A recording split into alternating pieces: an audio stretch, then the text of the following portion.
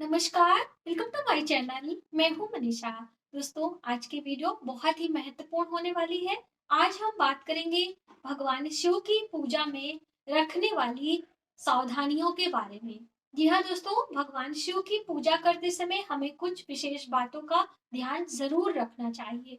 भगवान शिव भोले भंडारी हैं। बहुत ही जल्द और बहुत ही कम समय में भगवान शिव प्रसन्न होते हैं और हमारी मनोकामनाएं सदियों पूर्ण करते हैं। इसलिए यदि हम विधि विधान से भगवान शिव की पूजा करते हैं तो हमारी अनेक मनोकामनाएं पूर्ण होती हैं और भगवान शिव की कृपा हमें प्राप्त होती है। तो वो कौन सी बातें हैं जब हम भगवान शिव की पूजा करते हैं तो हमें ध्यान में रखनी पड़ती हैं। तो चलिए देर न करते हुए अपने वीडियो की शुरुआत करते हैं। और दोस्तों, यदि आप हमारे चैनल पर पहली बार आए हैं तो चैनल को सब्सक्राइब जरूर करें। सब्सक्राइब करने के लिए बेल आइकन को प्रेस करें जिससे हमारी वीडियो की नोटिफिकेशन आपको सबसे पहले प्राप्त हो। दोस्तों, हमारे आंख में थोड़ा सा इन्फेक्शन हो चुका है जिसके कारण थोड़ी सी मुझे प्रॉब्लम भी हो रही है, लेकिन वीडियो तो बनानी ही है। तो चलिए वीडियो की शुरुआत करते हैं। दोस्तों, पूजा की शुरुआत दिन से होती है। तो कौन सा दिन महत्वपूर्ण माना जाता है भगवान शिव की पूजा के लिए? तो भगवान शिव की पूजा के लिए सोमवार का दिन माना जाता है, बहुत ही शुभ होता है। पूर्णिमा तिथि को भी भगवान शिव की पूजा की जाती है। हम बात करें शिवरात्रि की, तो जो चतुर्दशी तिथि होती है उस दिन महा शिवरात्रि होती है और महाशिवरात्रि फाल्गुन मास की शिवरात्रि को माना जाता है। और त्रयोदशी यानी कि प्रदोष में भी भगवान शिव की पूजा की जाती है। तो ये अलग अलग जो तिथियां होती हैं अलग अलग महत्व रखती हैं और अलग अलग मनोकामना पूर्ति के लिए हम इन दिनों व्रत उपवास रखते हैं और भगवान शिव का पूजन करते हैं, जिसमें अभिषेक सबसे महत्वपूर्ण माना जाता है। भगवान शिव के जब भी आप पूजा करें तो शंख का इस्तेमाल आप कदापि ना करें। शिव का अभिषेक चांदी के पात्र से आप कर सकते हैं और श्रृंगी जो आती है, गोमुख श्रृंगी जिसे कहते हैं, उनसे अभिषेक आप शिव का करें, बहुत ही शुभ होता है। जब भी अभिषेक की बात आती है तो आप जल से अभिषेक कर सकते हैं, दुग्ध से अभिषेक कर सकते हैं, कच्ची लस्सी यानी कि शक्कर और लस्सी मिक्स करके उसके साथ गंगा जल मिक्स करके भगवान शिव का अभिषेक कर सकते हैं। इस तरह से अलग अलग प्रकार से अभिषेक करने की बात हमारे शास्त्रों में बताई गई है। अभिषेक में पंचामृत का अभिषेक सबसे उत्तम माना जाता है। तो आपको जब भी अवसर मिले इन दिनों में भगवान शिव का पंचामृत से अभिषेक जरूर करें। और वहीं पर बात आती है कि महिलाएं कैसे भगवान शिव की पूजा करें। आप सभी के बहुत सारे कमेंट आते हैं कि महिलाएं पूजा में क्या खास ध्यान रखें, शिव की पूजा कर सकती हैं कि नहीं। तो जी हाँ दोस्तों, भगवान शिव की पूजा या फिर शालिग्राम की पूजा या फिर हनुमान जी की पूजा बिल्कुल महिलाएं कर सकती हैं।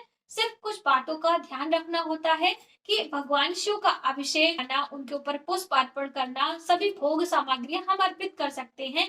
लेकिन जो भगवान शिव को स्नान कराते हैं, इस तरह से सभी चीजें मलमल के, वो सभी कार्य महिलाओं को नहीं करना चाहिए। ये हमारे पुरुष भाई करते हैं या फिर आपका बेटा हो, आपका जो है कोई भी पुरुष भाई हो, वो कर सकते हैं। तो इस बात का आप ध्यान रखें। शिव की पूजा में हल्दी का इस्तेमाल आप ना करें। शिव की पूजा में हम बात करें कि हमें क्या भोग प्रसाद चढ़ाना होता है, तो सफेद दूध से बनी मिठाइयों का भोग आप भगवान शिव को लगा सकते हैं। वस्त्र की बात करें तो सफेद वस्त्र का इस्तेमाल आप करें। जनेऊ का इस्तेमाल शिव की पूजा में जरूर करना चाहिए। या फिर आप पुष्प चढ़ा रहे हैं तो केतकी के पुष्प आप न चढ़ाएं। केतकी के पुष्प भगवान शिव की पूजा में नहीं इस्तेमाल किया जाता है और ना ही केतकी के इत्र इस्तेमाल करते हैं। जैसे जब भी हम भगवान शिव का अभिषेक करते हैं उसके बाद शुद्ध जल से स्नान कराने के बाद भगवान शिव को जो है वस्त्र पहनाते हैं, जनेऊ पहनाते हैं, उन्हें चंदन का तिलक लगाते हैं और त्रिपुंड लगाते हैं। उसके बाद भगवान शिव को भोग विष्ठान आदि कराया जाता है, इत्र लगाया जाता है। तो उस समय आपको ध्यान रखना है कि केवड़े का इत्र ना हो। गुलाब के इत्र आप इस्तेमाल कर सकते हैं, बहुत ही शुभ होता है। इत्र का इस्तेमाल पूजन में करने से माँ लक्ष्मी की प्रसन्नता हमें प्राप्त होती है। भगवान शिव की पूजा में आपको समी पत्र, बिल्व पत्र, ये सभी पत्र आपको इस्तेमाल करना चाहिए, लेकिन तुलसी का पत्र आप कदापि ना इस्तेमाल करें। दोस्तों, बहुत सारे लोगों का कमेंट आता है कि हमें पूजा के लिए बिलपत्र अवेलेबल नहीं होता है, यानी आपको मिलता नहीं है, तो आप जब भी मंदिर जाए, शिवालय जाए, तो वहां पर जो चढ़े हुए बिलपत्र रहते हैं उन्हें प्रणाम करते हुए भगवान शिव से आप उतारे और उन्हें शुद्ध गंगा जल से धोकर और चंदन का टीका लगाकर आप पलट कर भगवान शिव के ऊपर बिलपत्र अर्पित, क्योंकि दोस्तों बिलपत्र कभी भी जूठा और बासी नहीं माना जाता है। यहाँ तक कि 6 महीने तक हम बिलपत्र का इस्तेमाल कर सकते हैं। तुलसी पत्र की बात करें तो तुलसी पत्र भी 11 दिनों तक बासी नहीं माना जाता है। और शिव की पूजा में आपको जो हम शिवलिंग पर भोग प्रसाद अर्पित करते हैं वह नहीं खाना चाहिए। वो जो हमारे पंडित पुरोहित होते हैं या फिर सन्यासी होते हैं वो भोग प्रसाद ले सकते हैं। आप घर पे पूजा कर रहे हैं भगवान शिव की प्रतिमाओं की, तो वहां से आप ये सभी चीजें ले सकते हैं, लेकिन शिवलिंग पर चढ़ा हुआ प्रसाद आप ना ग्रहण करें। यदि आप भगवान शिव की पूजा करने जा रहे हैं तो आपको शहद का इस्तेमाल जरूर करना चाहिए। जैसे कि जब भी हम पंचामृत से अभिषेक करते हैं तो 5 प्रकार की चीजें भगवान शिव पर चढ़ाई जाती हैं।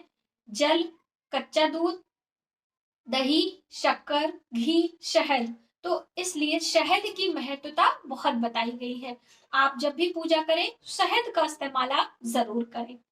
भगवान शिव की बात आती है तो बहुत सारे लोगों के मन में संशय रहता है कि क्या हम शिवलिंग किसी को दान दे सकते हैं, कि जैसे आप कहीं नर्मदेश्वर शिवलिंग की बहुत बड़ी महिमा बताई गई है, घर में नर्मदेश्वर शिवलिंग रखने की भी बात कही गई है।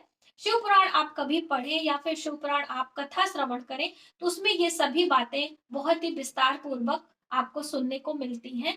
तो नर्मदेश्वर शिवलिंग आप जब भी नर्मदेश्वर नदी आप जाते हैं स्नान के लिए तो वहां से आप ला सकते हैं। एमपी में स्थित है, तो वहां से आप शिवलिंग आप अपने परिवार के लोगों के लिए आप मंदिर में रखने के लिए भी ला सकते हैं और दान भी दे सकते हैं। कहा जाता है कि जो भी मनुष्य पूर्ण श्रद्धा भाव से अपने इस मनुष्य जीवन काल में शिवलिंग का दान करता है उसे शिवलोक की प्राप्ति होती है। तो इसलिए आपको जब भी अवसर मिले तो शिवलिंग का दान जरूर करना चाहिए, लेकिन पूजा अर्चना के साथ में। तो ये बात आपको ध्यान रखना है। भगवान शिव की पूजा में आप अक्षत जरूर इस्तेमाल करें। अक्षत हमेशा अखंडित चावल का ही इस्तेमाल करना चाहिए। शिवलिंग की पूजा में जब भी आप पूजा करते हैं तो नारियल, जिसे श्रीफल कहा जाता है, उसका इस्तेमाल तोड़कर ना करें। शिव पूजा में नारियल तोड़कर नहीं बल्कि सीधा नारियल चढ़ाने का विधान बताया गया है।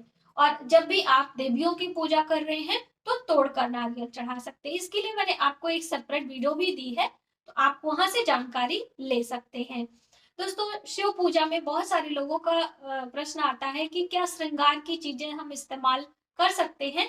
तो दोस्तों शिव साकार और निराकार दोनों रूपों में उनकी पूजा की जाती है। तो जब हम साकार यानी कि शिव परिवार के साथ में पूजा करते हैं तो माँ पार्वती के निमित्त हम श्रृंगार की चीजें चढ़ाते हैं।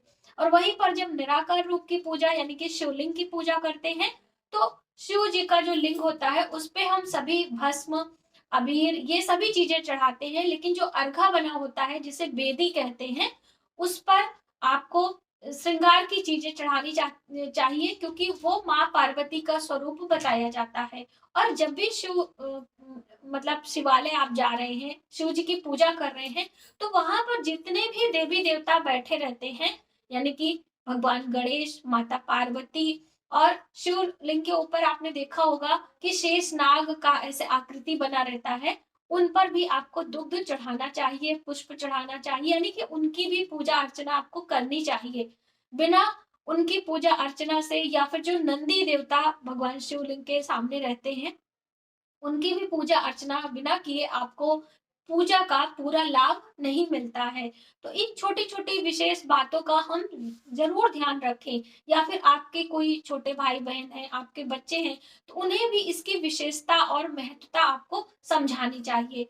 शिवलिंग का जो दहलीज होता है जिसे आप कोई कोई डहरी भी बोलते हैं, उस पे कदापि पांव नहीं रखना चाहिए। दहलीज कहीं की भी हो, चाहे मंदिर की दहलीज हो या फिर आपके घर की दहलीज हो, उस पे पाँव रखकर खड़े नहीं होना चाहिए। कभी कभी मंदिरों में बहुत ज्यादा भीड़ होती है जिसके कारण ये गलती हमसे अनजाने अनजाने में हो जाती है। तो इस बात का आपको ध्यान रखना चाहिए। और शिव की परिक्रमा आधी की जाती है, तो आप आधी परिक्रमा ही करके लौटें, पूरी परिक्रमा नहीं की जाती है। दोस्तों, शिव भगवान की पूजा कैसे करनी चाहिए मंदिर में हमने आपको प्रैक्टिकली करके बताया है और परिक्रमा भी करके बताया है। तो यदि आप जानना चाहते हैं कि डिटेल में कैसे भगवान शिव की पूजा की जाती है शुभ तिथियों में, तो आप प्लीज हमारी वो वीडियो जरूर देखें जिससे आपको जानकारी प्राप्त हो कि क्या क्या चीजें हमें कैसे और कब चढ़ानी होती है और कैसे शिव की परिक्रमा की जाती है। तो जब भी आप पूजा करें तो इन बातों का जरूर ध्यान रखें। तो आज की वीडियो में बस इतना ही। यदि हमारी जानकारी आपको थोड़ी सी भी हेल्पफुल लगे तो प्लीज हमारी वीडियो को लाइक करें, शेयर करें, सब्सक्राइब जरूर करें नई वीडियोस के लिए।